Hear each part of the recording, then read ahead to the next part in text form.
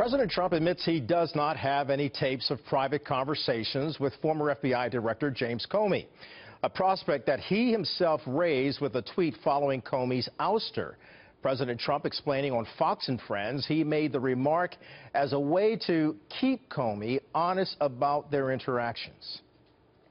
When he found out that that there may be tapes out there, whether it's governmental tapes or anything else, and who knows, I think his story may have changed. I mean, you'll have to take a look at that, because then he has to tell what actually took place at the events. It was a smart way to make sure he stayed honest in those hearings. Well, it wasn't very stupid, I can tell you that. He did admit that what I said was right. And if you look further back before he heard about that, I think maybe he wasn't admitting that. But Democrats say President Trump's tweet is tantamount to witness intimidation. It sounds like he was trying to chill or intimidate James Comey. And what's remarkable about that is that James Comey didn't know either way whether there were tapes and came forward anyway. So if there were tapes and he told a lie to Congress, he risked perjury. So I think that goes to show just how believable and how credible James Comey's testimony was, which is very damaging for the president.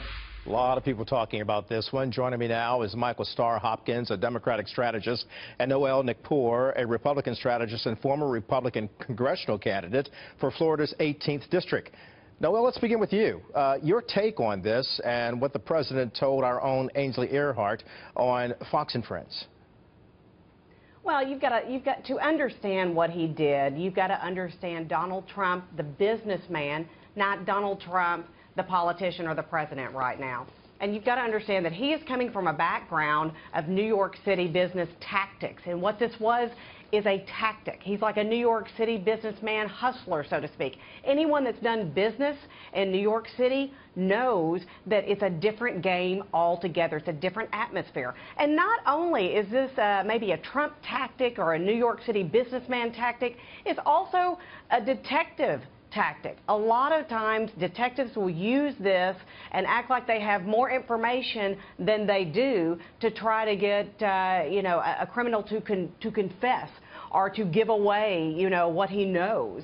So I don't think this is anything. I don't think it's witness intimidation. I don't think it's anything illegal. I think this is Trump, because the press has been out to get him, the Democrats have been out to get him, everyone's been out to get him. I think this is nothing more than a tactic, which is not illegal. Michael, to Noel's point, the president had also tweeted whether there are tapes or recordings of my conversation with James Comey, but I did not make and do not have any such recordings. He went on to tweet, with all of the recently reported electronic surveillance, intercepts, unmasking, and illegal leaking information, I have no idea.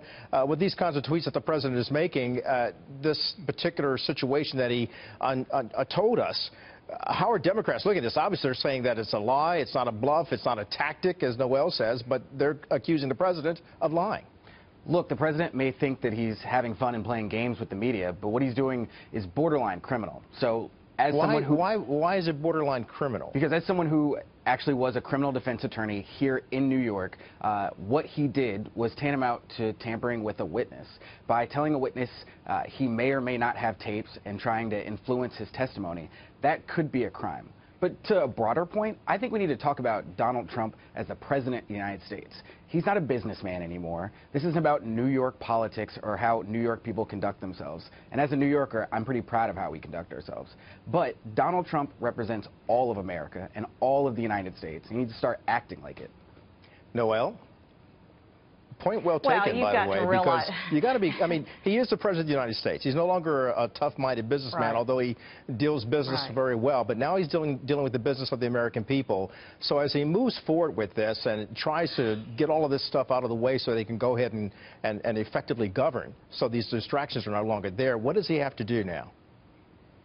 Oh my gosh, I mean, you've got to realize the scrutiny that Donald Trump has been under just because he is Donald Trump. I mean, they are looking for anything they can. They've been very upset about the outcome of the election. Yes, Donald Trump is now everyone's president. I think a lot of people, you know, do not like his tactics when it comes to tweeting and the way he tweets and, you know, his personality as a whole.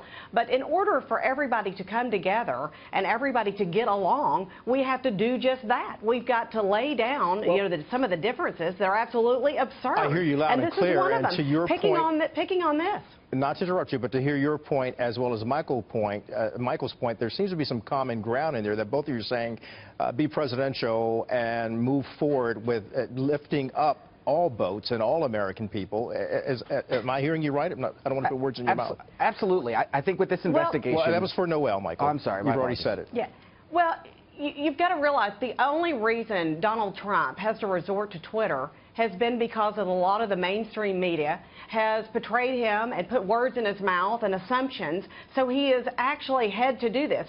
Do I like the way, or do a lot of Republicans or do a lot of people like the way in which he tweets? Maybe not, but you can blame that more on Twitter because of the characters it allows you to do. He's got to sum up what he wants to say in a certain amount of characters. You know, I'm not making excuses. Does he need to do a little bit more to be presidential? To her point, you know, she's saying that the president is presidential, that he can move forward, and you're saying the same thing. So I guess the point is, tapes or no tapes, he's still the president of the United States. He has to move forward. He has to get over these distractions with Comey and the other investigations. What's your advice to the president of the United States? My advice to the president of the United States is stop talking, stop tweeting, and do your job. Because we need to know at the end of the day what hacking there was by the Russians, and I hope there was no collusion. But for further elections, for 2018, for 2020, we need answers so that it doesn't happen again. And that's not Democrat or Republican, that's just American. We're going to end it there. Michael Starr Hopkins and Noel Nickpour, and let's remember that to this date, there has been no evidence of any collusion or obstruction of justice. We continue to follow the developments as they unfold. Thank you both. Take care. All right.